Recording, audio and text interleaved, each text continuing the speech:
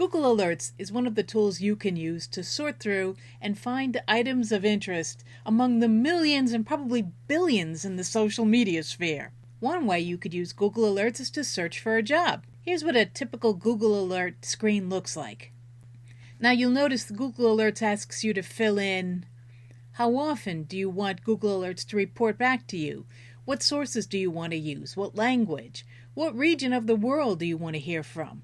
And how many results do you want?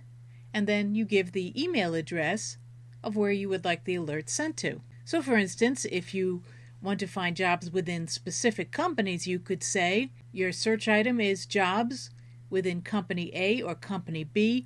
Notice the special formatting. You can get all the details on the various formatting options within Google Alerts. Another thing you can use Google Alerts for is find out what the internet is saying about you. Especially if you're going into a job interview, perhaps the potential employer has searched out you. You ought to know what's being said so you'll have some idea of what might be brought up during the interview. You can use Google Alerts for other things. Keep track of industry trends, technology updates, news updates. Do you want to learn about new books as they come out? Would you like to be alerted when there's special weather announcements? Now, in terms of tips to create alerts, you want to be precise. If you're too general, you will be bombarded with all sorts of alerts. If you want words together, you put quotes around them. If you do not want a specific word, use a minus sign. And you can use a site operator to limit your search to a very specific site. All these details are in support.google.com/alerts. Okay, so let's say you're setting up an alert. First question, how often?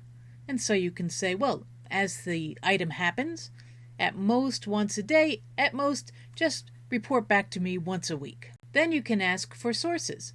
You can either say just automatic, whatever comes in, or you can narrow it down as to what sources you want to be used for your alerts. Now region, you can clarify what region you'd like these alerts from. For instance, if you're tracking weather alerts, perhaps you don't care if there's a weather alert in some other part of the world. You want to know about weather alerts that affect you. And you can enter your email to show where to send the alerts.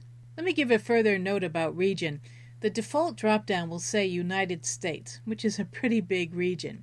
Go to the Google Alert support area if you would like to narrow it down even further. They have some great tips on how you can narrow it down. And by the way, you can search not only for the information about you on the internet to see what a potential employer is seeing about you, you can also search about them.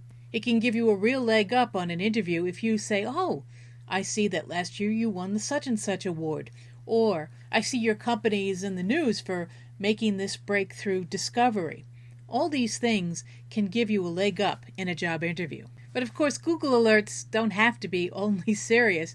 You can also follow your favorite sports team if you want. So go ahead and try out Google Alerts. It's a great way to help sort through social media.